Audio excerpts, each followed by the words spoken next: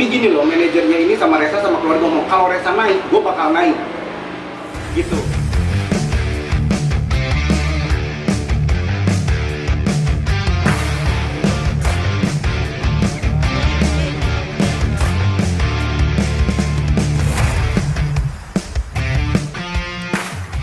Udah, Mas, bisa diceritakan nggak sih awal kronologinya bisa tertipu dengan Resa Herlambang?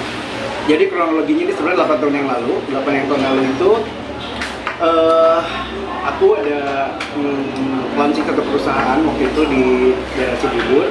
Nah itu dulu manajer aku namanya Timi, yang sekarang mungkin jadi manajernya Resa itu jadi bintang tamu di acara aku gitu. Nah terus setelah itu Timi bilang ke aku, coba mau bikin single, hubungin ini Resa ini pencipta lagu Syahrini, dia bilang gitu, lagi booming segala macam. Akhirnya aku bilang oke, boleh dicoba. Terus kita meeting di situ, deal kesepakatan harga satu lagunya 60 juta, tapi 1 tahun itu nggak kelar. Setelah itu mamanya tuh datang ke kantor aku, almarhum datang ke kantor memperkenalkan diri bahwa dia maunya Resa. Akhirnya setelah aku komplain kalau lagu nggak jadi-jadi gitu, udah berkali-kali retake dan segala macem, tapi uang aku udah keluar banyak, gimana nih mah, aku bilang gitu kan. Akhirnya mamanya yang take over. Nah setelah pegang mamanya, cukup jalan itu lagu, dan akhirnya aku jarang lah berhubungan dengan Resa ini gitu. Akhirnya dengan mamanya, dan mamanya tuh udah nganggap aku tuh kayak anak angkat, dan jujur mamanya tuh baik banget. Yang banyak kontribusi itu, walaupun aku tidak ngetop, tidak terkenal, tapi kontribusi mamanya di karirnya aku tuh memang cukup lumayan bagus. Nah, tapi di luar itu juga mamanya juga minta nutupin semua kasus-kasus sebelum aku hadir di situ. Jadi waktu aku hadir di situ, pertama aku ngeliat dia penyanyi, terus pencipta lagu Syahrini, dan di manajemennya dia tuh waktu itu ada Aliando, ada Iva, ada Softcast di situ. Nah terus yang satu penyanyi solo ini sama band ini kan menurut mereka itu ketipu sama Resa ini, dan aku atas permintaan mamanya dan keluarganya dan Resa suruh nutupin dulu 1 orang itu di atas 100 juta. Oke, aku tutup. Karena kenapa aku tolongin? Karena mamanya selalu bilang, dan Resa dan manajernya bilang, ini kalau Resa dilaporin polisi, kamu nggak bakal jalan, nggak bakal begini. Karena aku juga penyanyi baru yang bodoh, nggak ngerti, dan aku ngelihat mamanya baik, ya udahlah, aku bilang gitu. Nah, udah keluar itu 2 penyanyi, terus Ali juga cabut, diambil keluarganya, aku nggak ngerti masalah apa, aku nggak terlalu paham kalau Ali diambil sama keluarganya. Dari situ aku masuk memang benar-benar ke keluarganya Resanya kos, keluarganya memang yang ada yang di rumah itu. Ya, aku seolah-olah memang jadi anaknya Mama Yula itu, mamanya Resa. Gitu, sampai aku masuk ke kehidupan pribadinya dan lain-lain.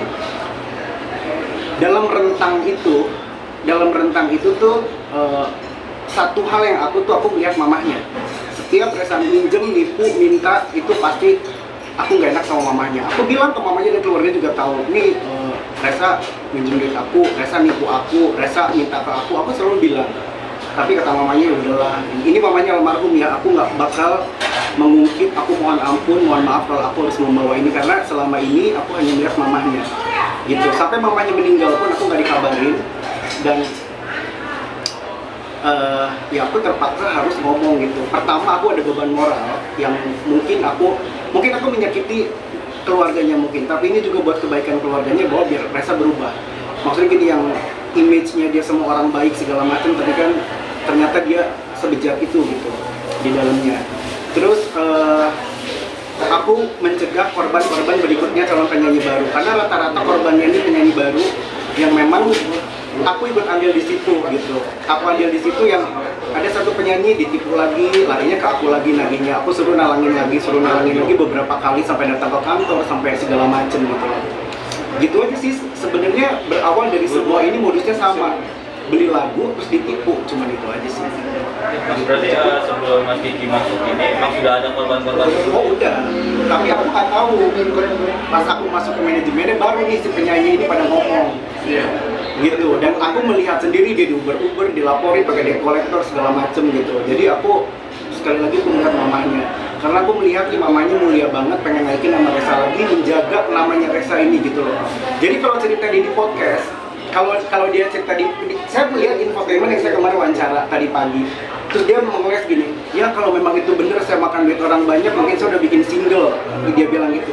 Saya pertama ketemu dia ada single 2 beli sama Alpasya Ungu, itu 2, dan dia masih kurang 1. Akhirnya manajernya bilang ke saya, tolong ini bayarin dulu, lunasin dulu yang single di Alpasya, dan aku ikut take-nya ke Alpasya, dan aku salaman juga ke Alpasya. Itu ibaratnya udah ketutup nih, tapi dia tidak berkarya lagi kan, ditaruh. Terus ada lagi satu, dia single lagi udah namanya Mbak Risna Oris lah, dia waktu itu bikin Cinta Tak Pernah Salah, kata biaya produksinya segini, oke aku tutup lagi, tapi nggak keluar lagi juga. Karena gini, dengan alibi gini loh, manajernya ini sama Resa sama keluarga ngomong, kalau Resa naik, gue bakal naik gitu. Jadi sekarang resiko nggak di gua, resiko dong. Gue disangka kenapa lu gelontorin duit, lu mungkin ada hubungan apa, lu mungkin begini. Yang tahu kan gue sama manajer. Makanya gue bilang manajernya ini adek yang udah lama mati nih. Speak up dong, ngomong dong gitu yang sebenarnya gitu. Apa gue ada apa? Jadi gue juga resiko ini, tapi mau gimana gitu. Akhirnya dengan gue speak up, korban-korbannya banyak yang DM gue juga gitu.